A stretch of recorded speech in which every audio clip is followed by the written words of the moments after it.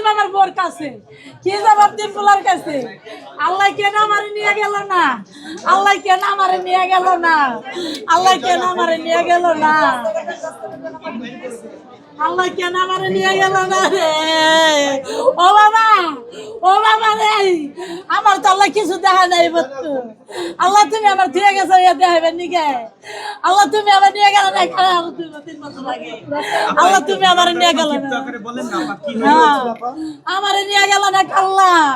আল্লাহ তুমি আমার নিয়ে গেছো, আমি কিনে দেব? আমি কেন আমার পোলাপানের কষ্ট দেব? আমি কেন আমার পোলার কষ্ট দেব? আমি কেন আমার পোলার কষ্ট দেব? আমি কি কম আপনাকে? আমার নাতি মরে গেছে। এক কথা, আমার নাতি মাইরা লাইছে। আমার নাতি ভালো নাতি আছে তো ঠিক আছে। বুঝতে পারলেন বা কি কখন জানাইলো আপনাদের? 5:30 6টার দিকে। কি কারণে মারা গেছে? কি কারণে? কারণ তো আমরাই কই পারি নাই। কারণ তো বলেনি। ওরা কয় না আমার কাছে, কারণ ওরা আমার কাছে কয় নাই।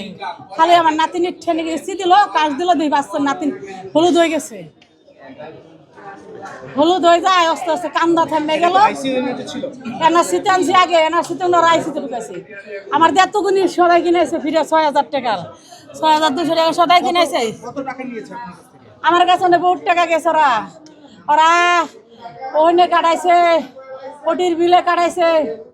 একবার দিছে 8,000, একবার দিছে 8,000, আবার দিছি 16,000 কাটাইছে। 8,000 আর 6,000 7,000 7,000 কত 7,000। আর ওষুধ পানি আমার অত হিসাব নেই, আমার কাগজ আছে। কতদিন ধরে ভর্তি ছিল? ভর্তি হয়েছে আজকে বাচ্চার বয়স 3 দিন, ভর্তি হয়েছে 4 দিন। আপনার বউ কোথায় আছে? বউ 3 তলায়। আমার বউ অবস্থা কোন জানা নাই। আমি তো আই করছি কোন সময় বলতেছে না। প্রথম নাতি বউ। হয় বউ, ছোট বউ জানে, উনি জানে। অন্তর কই ফাই না জানাইছে না কেন? আপনার আমার নাম জানু, আমার বোন নাম কারিয়া, আমার নাম জানু।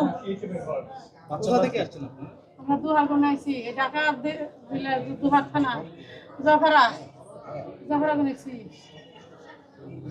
নেই নার্সে, পরে সকালবেলা আমি আইসিইউতে নিছি। নার্সে কি করে নাই, তারপরে এই যে মারা গেছে এগুলোই। এরপরে আমার অনেকগুলো বিল করানোর জন্য কাগজপত্র দিয়েছে, কিন্তু আমি ওগুলাতে কর্তৃপক্ষ আসলে আপনাদেরকে কি বলেছে যে কেন আসলে কর্তৃপক্ষ এই পর্যন্ত কিছু বলে নাই।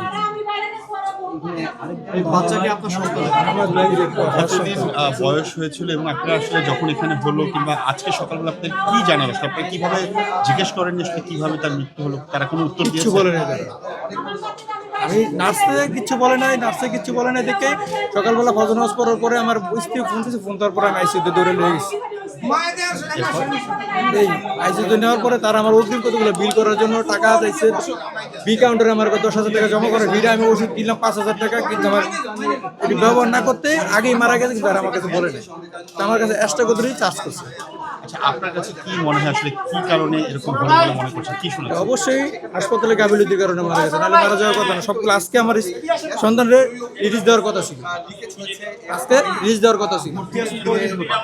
ভর্তি হয়েছে কইছে ঈদের আগে রিলিজ দিয়ে দেবো। কালকে আমি 2টা বাজে জিজ্ঞেস করছি নার্সরা, কয় আজকে আমি রিলিজ দিয়ে দেবো না, আগামীকাল বুধবার দিন রিলিজ হয়ে যেতে পারে।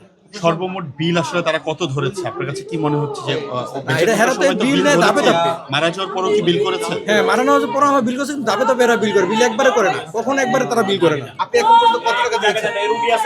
এখন পর্যন্ত আমি 30,000 টাকার মতো দেওয়া হয়েছে। কখন শুনলেন আপনার বাচ্চা অসুস্থ? আরেকটা বাজে নার্সে কিছু বলে নাই, না বলার কারণে আমি দৌড়ে গেছি, নিয়ে আইসিইউতে দৌড়ে গেছি। নিয়ে গেছি।